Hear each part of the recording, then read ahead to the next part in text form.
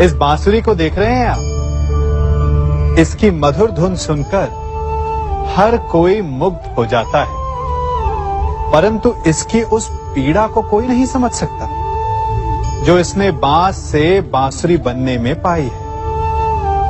पीड़ा सहकर ही इसमें से सुर निकलते हैं जो मन को शांति देते हैं। इसी प्रकार पत्थर से प्रतिमा को देव रूप बनने में छेनी और हथौड़ी की मार सहनी पड़ती है, तभी उसकी पूजा होती है। बात यह है कि निर्माण के लिए स्वयं के टूटने का विज्ञान बहुत ही आवश्यक है। जब टूटकर चूर हो जाओगे तभी नया अस्तित्व पाओगे, अर्थात शक्ति पाने से पूर्व पीड़ा का भोग करना आवश्यक है। यदि पीड़ा से भागोगे तो शक्ति नहीं पाओगे। अभी आप पर निर्भर करता है कि आपको बांस बनकर रहना है या बांसुरी, पत्थर बनकर रहना है या प्रतिमा के रूप में सजना है। ये निर्णय आपका है। पिता होना बड़े आनंद का विषय है, और जितना बड़ा आनंद है उससे भी अधिक बड़ा उसका उत्तरदायित्व भी। आप में से भी कुछ पिता होंगे, कुछ संतान, और मुझे पूर्ण विश्वास है कि आप लोग भी अपना उत्तरदायित्व अवश्य पूर्ण करते होंगे।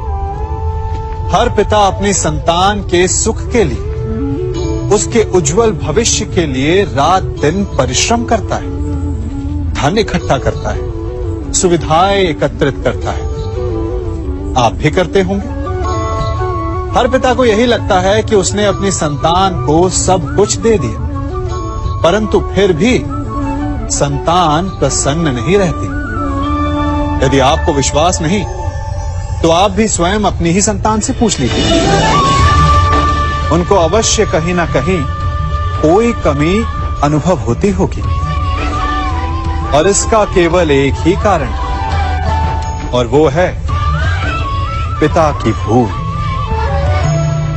उसे लगता है कि उसने अपनी संतान को सब कुछ दे दिया, परंतु वास्तव में वो उसे सबसे अमूल्य विरासत दे ही नहीं पाता, और वो अमूल्य वस्तु है समय। अपनी संतान को समय दीजिए, उसे समझिए, उसे समझाइए, उसके साथ खेलिए, और जीवन के मैदान में उसे खेलना सिखाइए। उसे संस्कार दीजिए, उसे उसके मार्ग पर चलने दीजिए। मार्ग भटके तो उसे उचित मोड़ भी दिखाइए। विश्वास कीजिए, इससे अधिक कोई अमूल्य वस्तु आप अपनी संतान को नहीं दे सकते। युवा अवस्था भी हमारे जीवन का कितना सुंदर काल होता है ना। बाहु में बल, मन में कुछ बड़ा कर जाने की चाह, आंखों में भविष्य के सुंदर और कोमल सपने। और इसी अवस्था में मनुष्य के भीतर पनपता है प्रेम।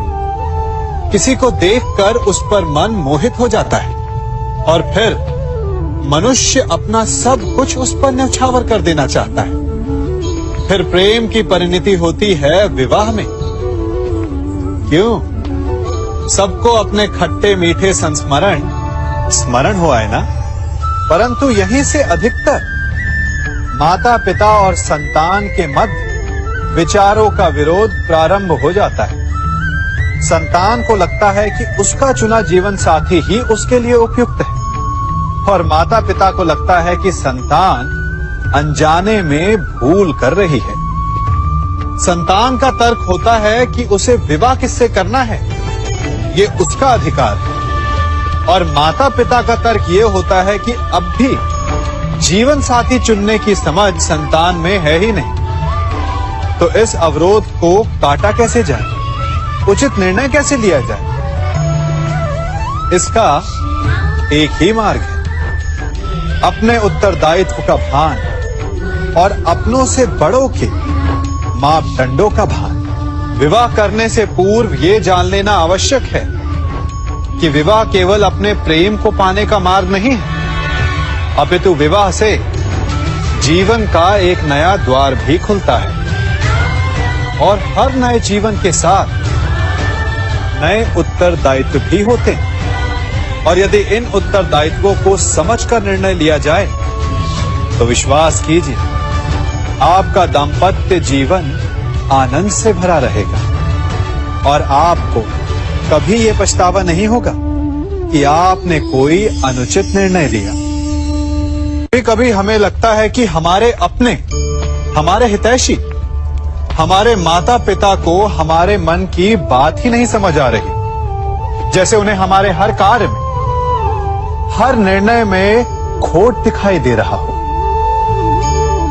और ऐसे में हम कर बैठते हैं विद्रोह। ऐसी अवस्था में हमें वही अच्छा लगने लगता है जो हमारी मन की बातों का समर्थन करे। हम उसे ही अपना हितैषी समझ लेते हैं। परंतु जो आपसे मीठी बातें कर रहा हो वो आपका हितैषी है, ये आवश्यक नहीं। कुछ विषैले फूल बड़े सुंदर दिखते हैं, कुछ विषैले फल असाधारण रूप से बड़े स्वादिष्ट होते हैं। और ये भी आवश्यक नहीं कि हमारे रोगों का निदान करने वाली औषधि सदा मीठी हो। इसलिए विष और औषधि में अंतर को परखने का प्रयास करें। हो सकता है जो आपके हित की बात कर रहा हो वो आपको संकट के गर्त में ले जा रहा हो। बात बात पर आवेश में ना आए। हो सकता है कि आपके माता पिता की कड़वी बातों में आपका ही हित छिपा हो। और माता पिता को भी प्रयास करना चाहिए कि यदि उनकी संतान अनुचित निर्णय ले रही है तो उसके अनुचित होने का भान प्रेम से करवाएं, दबाव और शासन से नहीं। क्योंकि कभी कभी कटु शब्द और कटु वचन अनुचित निर्णय को और पक्का कर देता है। हर शब्द अपने आप में इतना शक्तिशाली होता है कि यदि आप चाहें तो उन्हीं शब्दों से सृजन कर सकते हैं और चाहे तो नाश भी। फिर चाहे सृजन और नाश नए संबंधों का हो या फिर नए युग का। आजकल सर्वत्र सहनशीलता की कमी है। बात बात पर लोग झगड़ जाते हैं, विवाद पर उतारू हो जाते हैं। कारण शब्दों का प्रयोग, शब्दों का और वचनों का उचित प्रयोग करना सीखिए। आपकी आधी समस्याएं तो वहीं समाप्त हो जाएंगी। शब्द हमारी सबसे बड़ी पूंजी, उनका सोच समझकर भली प्रकार उपयोग करना ही श्रेयस्कर। जो शब्द की महिमा और शक्ति को पहचान गया वो इस सृष्टि के आनंद को भी समझ गया। आप भी समझिए। हम सब जीव हैं, अर्थात जीवन जी रहे हैं और जीवन जीते समय उसके पश्चात की कल्पना भी करते हैं कि मृत्यु के पश्चात हमें स्वर्ग मिलेगा, नर्क, अप्सराओं का नृत्य देखने को मिलेगा या यमदूत हमें दंड दे रहे होंगे। परंतु एक प्रश्न सामने आता है, कभी ऐसा हो सकता है कि मृत्यु किसी और की हो और स्वर्ग हमें मिल जाए? नहीं, हमें स्वर्ग और नर्क हमारी ही मृत्यु के पश्चात मिलेगा। अर्थात यदि फल पाना है तो कर्म स्वयं को ही करना होता है। केवल सोचने से कुछ नहीं होता, स्वप्न देखने से कुछ नहीं होता।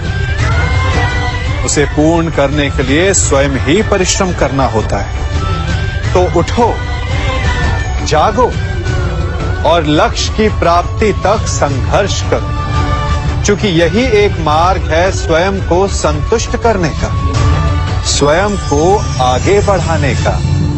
इस अग्नि को देख रहे हैं? क्या क्या कर सकती है ये अग्नि? प्रकाश दे सकती है, भोजन पका सकती है और चाहे तो हमें जलाकर भस्म भी कर सकती है। ये जल हमारी प्यास बुझा सकता है या हमें डुबो कर मार भी सकता है। तो क्या ये इच्छा इस जल की है कि ये हमारी प्यास बुझाएगा या हमें डुबाकर मार देगा? क्या ये इच्छा इस अग्नि की है जो हमें प्रकाश देगी, जो हमें भोजन देगी, या हमें जलाकर भस्म कर देगी? नहीं, जल का गुण है बहना, अग्नि का गुण है जलना। अब ये हमारी इच्छा पर निर्भर करता है कि हम इसका प्रयोग कैसे करते हैं। इसी जल और अग्नि की भांति ही संसार की हर वस्तु, संसार के लोग भी होते हैं, और ये हम पर निर्भर करता है कि हम उनमें से किसे मित्र बनाते हैं और किन्हें शत्रु। शक्ति है, पर निर्भर हम पर करता है कि उसे हम अपना उत्तरदायित्व बनाते हैं या अहंकार। धन है, परंतु निर्भर हम पर करता है कि उसे विकास के मार्ग पर लगाते हैं या व्यसन के मार्ग पर। ईश्वर ने आपको केवल जीवन दिया है, परंतु ये आप पर निर्भर करता है कि आप उसे आदर्श जीवन बनाना चाहते हैं या अभिशापित। अपने परिणामों का उत्तरदायी हमारे चयन होते हैं। इसलिए आवश्यक है कि अपने चयन को, अपनी भावनाओं को उचित रखें।